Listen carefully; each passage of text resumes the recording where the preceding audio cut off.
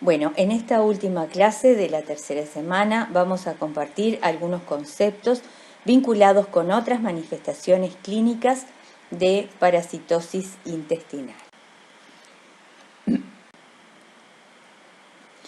Partiendo del mismo esquema que hemos visto en el video de ayer, vamos a saltear el capítulo de diarreas y vamos a analizar qué otra sintomatología pueden presentar con enteroparasitosis. Dolor abdominal, trastornos del crecimiento, dentro de los síntomas gastrointestinales, epigastralgias que pueden ser difusas, limitadas, de tipo cólico, distensión abdominal, meteorismo, prurito anal, pero también prurito perineal, vulvar, nasal. Esto es bastante característico de la oxiurosis, anorexia, astenia, adelgazamiento, que es característico de la teniasis, adelgazamiento con hiperorexia, bruxismo, el hábito inconsciente de apretar o rechinar o castañetear los dientes, que puede tener diversas causas y algunas vinculadas a espinas irritativas como las parasitosis intestinales. El nerviosismo diurno, nocturno, las erupciones cutáneas alérgicas, las eczematides acromiantes. Pero también, además de la sintomatología específica que acabamos de relatar, se agregan acá dos elementos más, que son la expulsión de vermes, que es característica en el caso de Ascaris, Oxiuro, Tenias, y los individuos que pueden permanecer asintomáticos, y los más importantes en este caso por la posibilidad de diseminación de infecciones son los manipuladores de alimentos. Se trata de patologías muy prevalentes como la oxiurosis, que pueden pasar desapercibidas porque no se investigan adecuadamente o con el método de diagnóstico adecuado, o no se las tiene en cuenta frente a sintomatología que es poco específica. Los agentes productores de estos cuadros generalmente son helmintos, y nos vamos a referir entonces en esta clase a la oxiurosis, las helmintiasis transmitidas por el suelo ya las vimos, y a la teniasis e himenolepiasis, ya que la distomatosis también fue objeto de una clase. Enterobius vermicularis es un nemato parásito exclusivo del hombre de distribución mundial. Es un pequeño helminto de color blanquecino y cuerpo filiforme cilíndrico.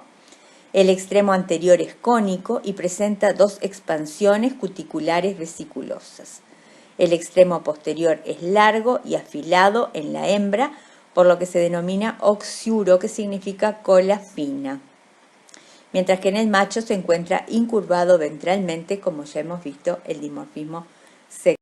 A ambos lados del cuerpo se observa una prominencia cuticular en forma de cresta triangular, que es muy característica para identificarlo en cortes transversales. Las hembras son ovovivíparas, es decir, que ponen huevos ya embrionados, que son ovalados asimétricos de alrededor de 50 micras de longitud, con una cubierta lisa, incolora, refringente. Dentro de los huevos se desarrolla rápidamente el embrión.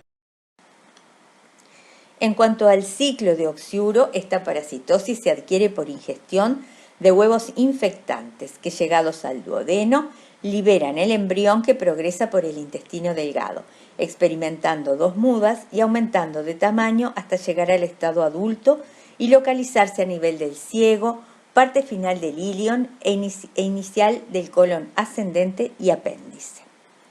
Luego de la cópula comienza la formación de huevos en la hembra, que se convierte finalmente en un verdadero saco lleno de huevos.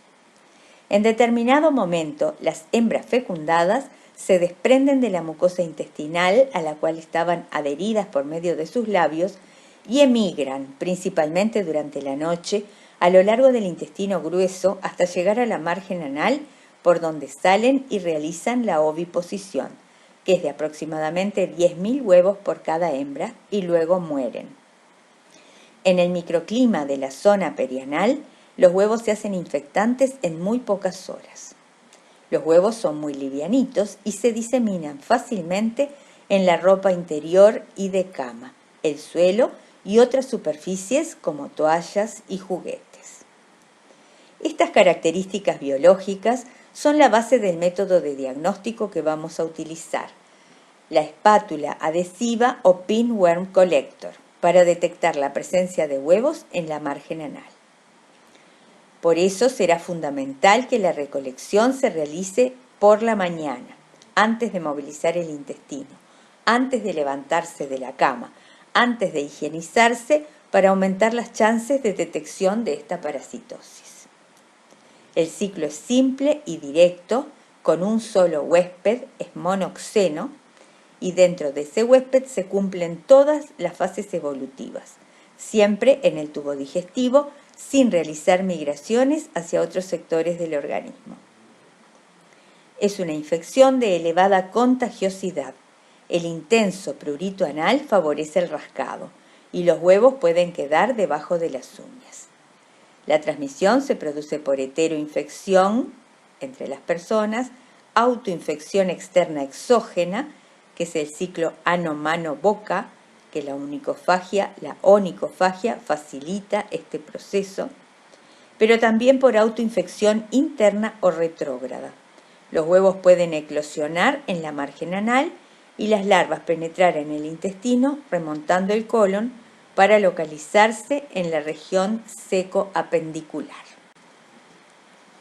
En cuanto a la patogenia de la oxiurosis, la fijación de los gusanos a la mucosa intestinal puede producir un proceso inflamatorio crónico con congestión, irritación, erosión por mordeduras de los parásitos, irritación de la región perianal y perineal por sus mordeduras causa del prurito anal.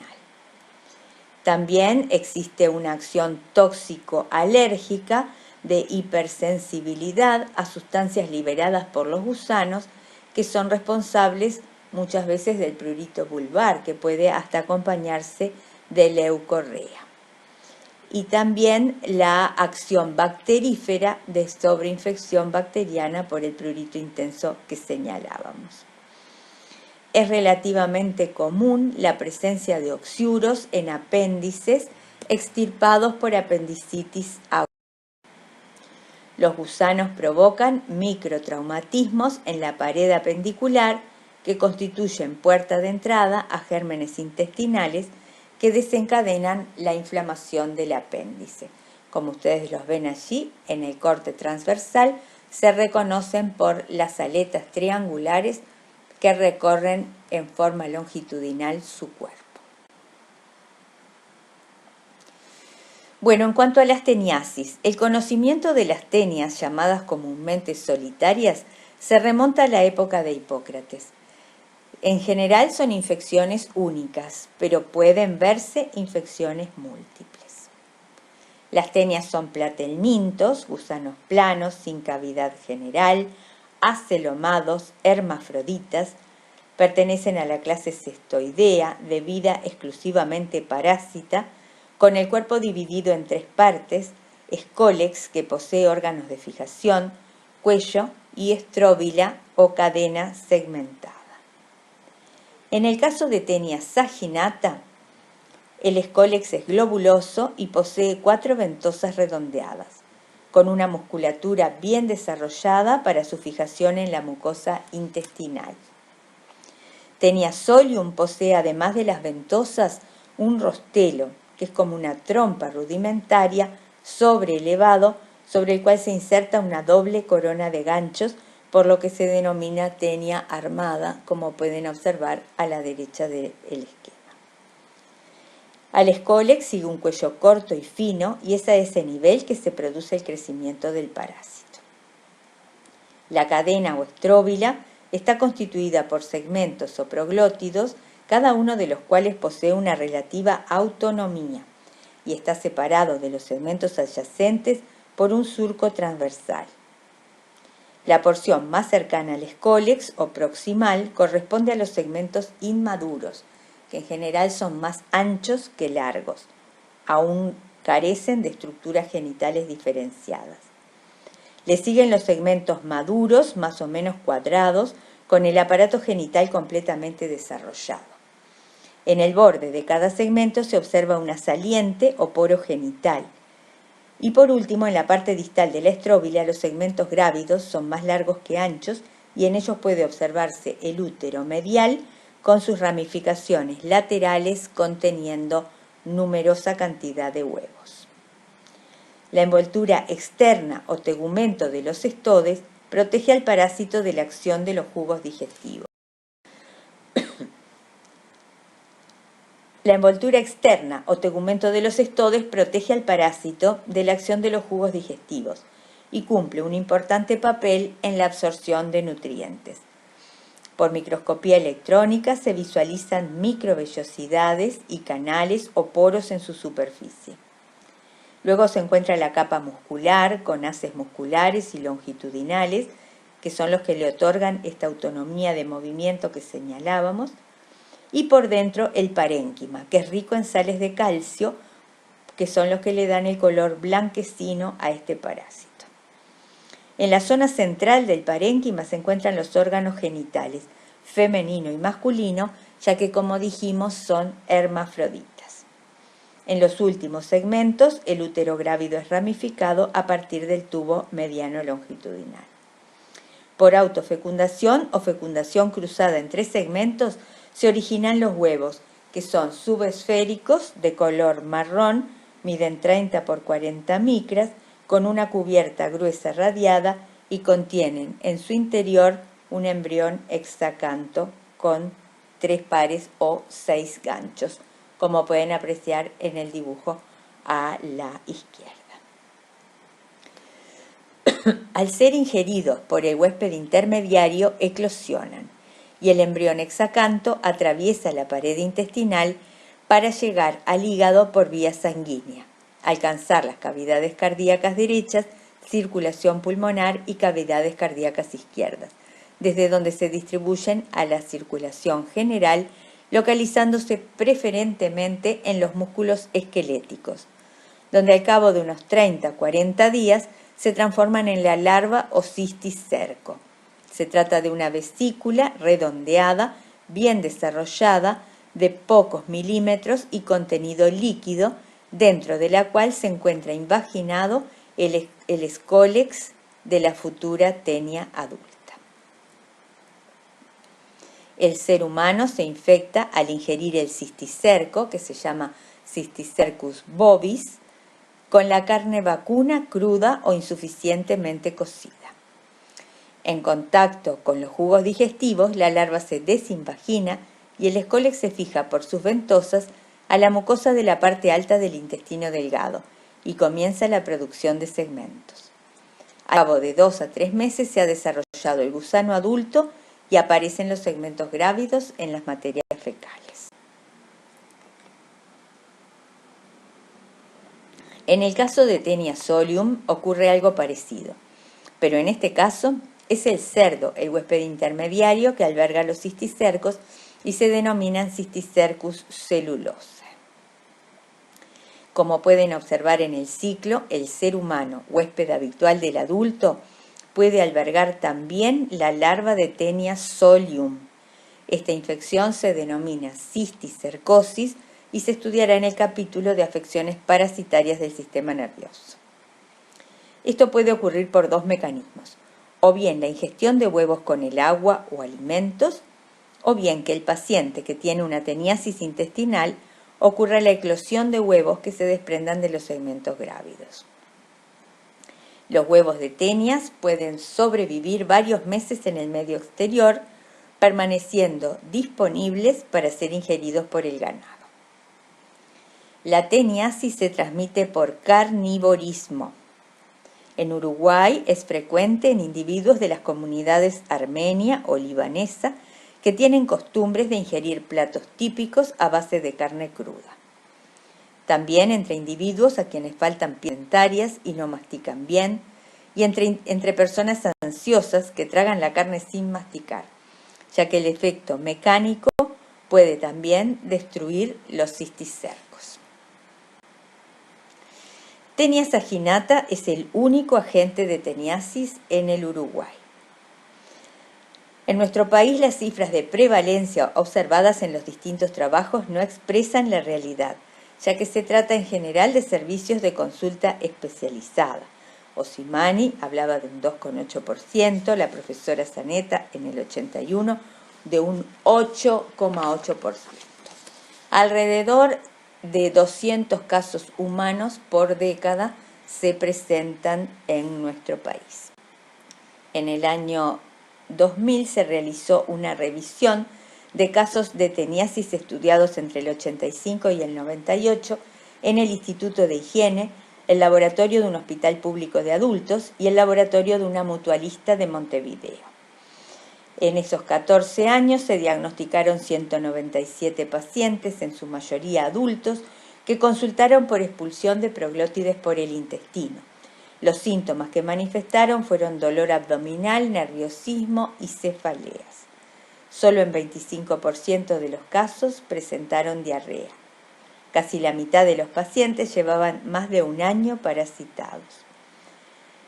La teniasis permanece subdiagnosticada en animales, por lo que las carnes, aún de procedencia conocida, deben ingerirse bien cocidas.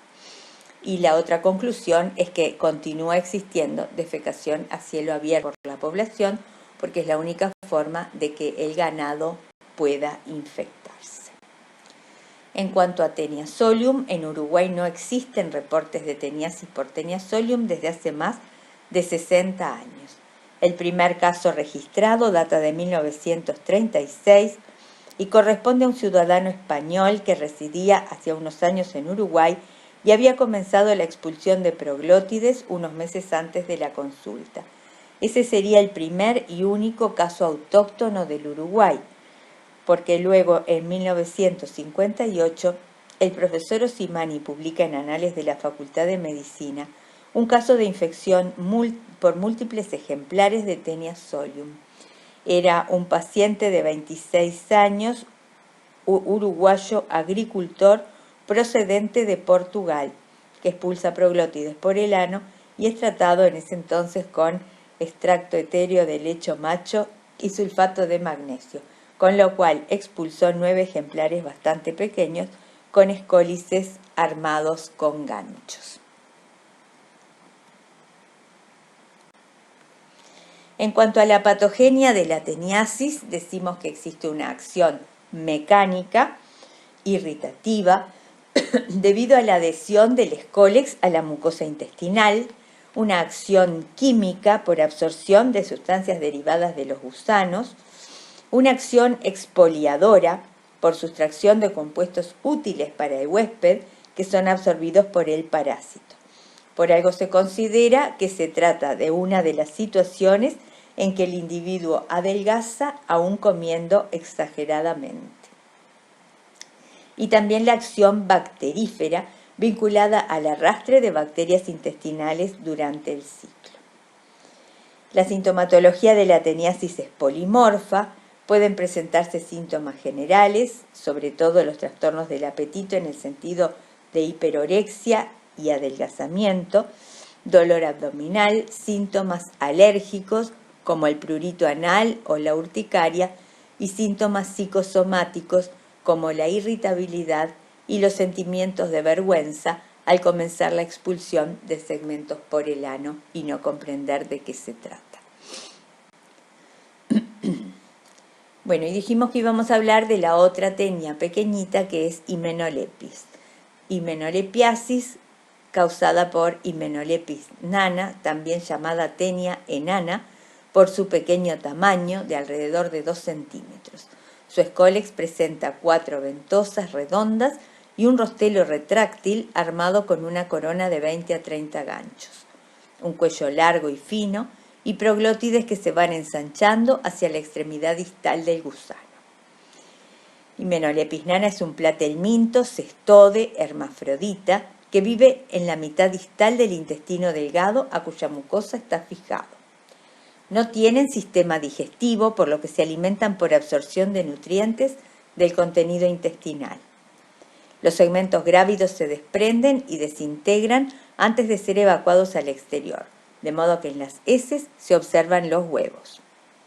Estos huevos son elipsoides, incoloros, de 30 a 50 micras, con 4 a 8 filamentos que emergen de cada polo.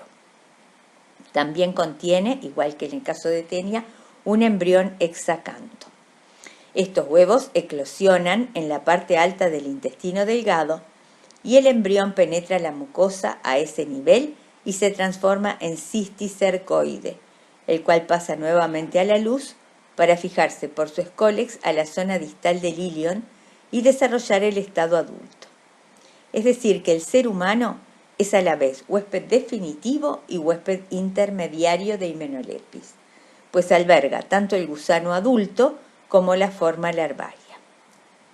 Sin embargo, Hymenolépis nana puede utilizar también un insecto como huésped intermediario. Las larvas de pulgas o algunos gorgojos de los cereales pueden ingerir los huevos y desarrollar los cisticercoides en su cavidad general, y el humano infectarse al ingerir en forma accidental estos insectos. O sea que Hymenolépis nana puede provenir de la ingestión de huevos ya embrionados, ya infectantes, que se encuentran en materias fecales humanas o de roedores. Eso es contaminación fecal oral a través de agua o alimentos contaminados.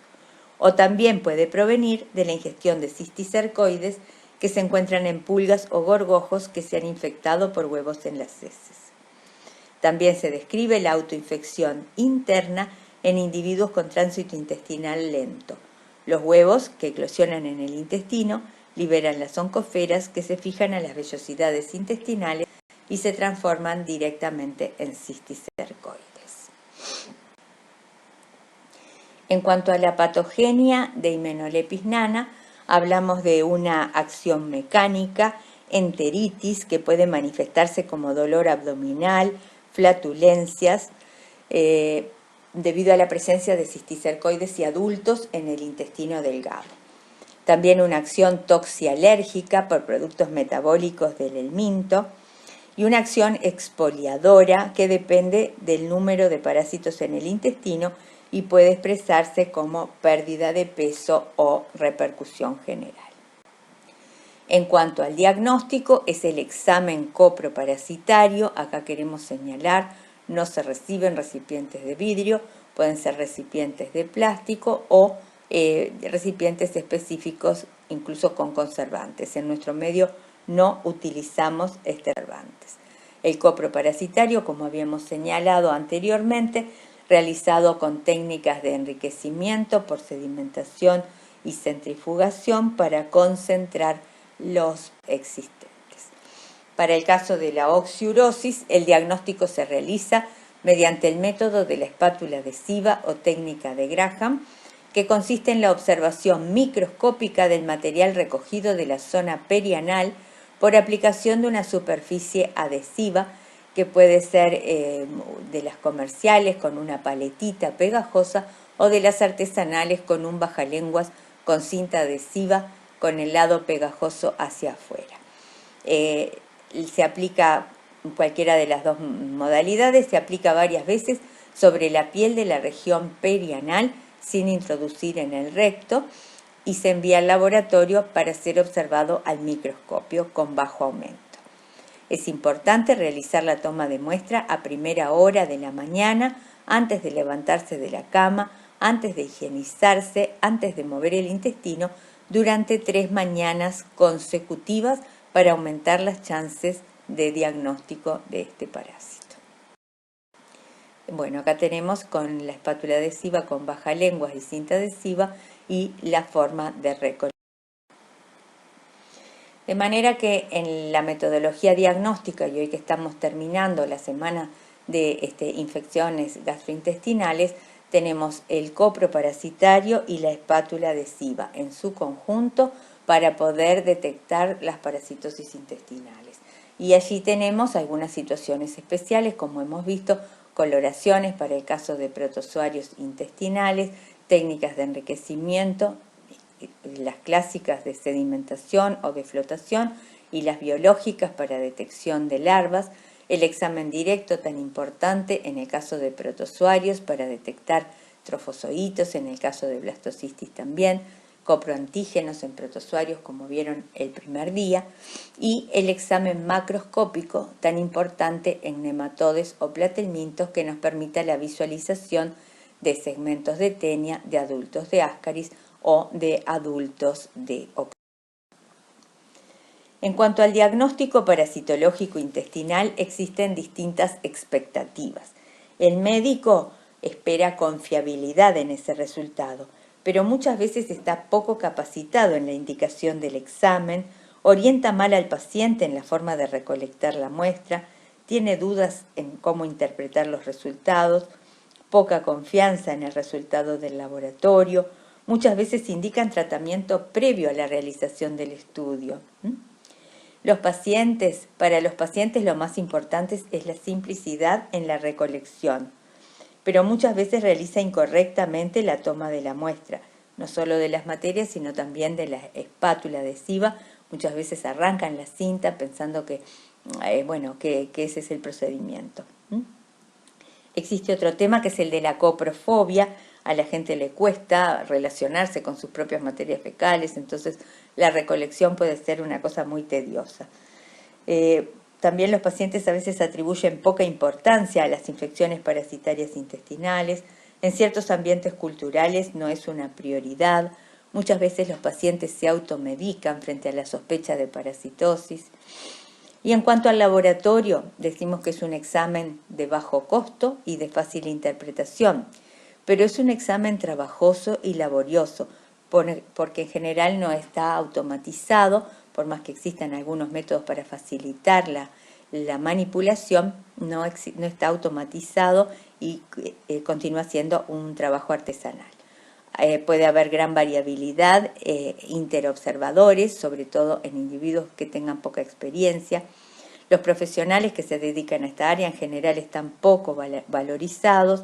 Existe una calificación profesional insuficiente en muchos sectores, y la coprofobia, que es el tema que también funciona en el laboratorio. Nadie quiere estar al lado del laboratorio de parasitología de enteroparasitosis. Bueno, en cuanto a los tratamientos, decimos que para los gusanos planos, la droga a administrar es praziquantel en dosis única de 5 a 10 miligramos por kilo para la teniasis o de 20 a 25 miligramos por kilo para la himenolepiasis.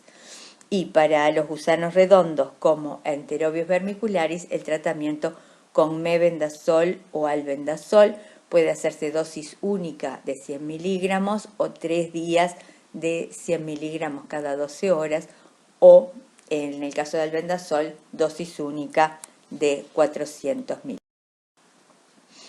Y en cuanto a las medidas de control y prevención, en el caso de la oxiurosis, tenemos medidas higiénicas personales, como el corte y cepillado de uñas, evitar la onicofagia, ya que es muy frecuente que debajo de las uñas permanecen los huevos de oxiuro, como hemos detectado en una escuela de Montevideo.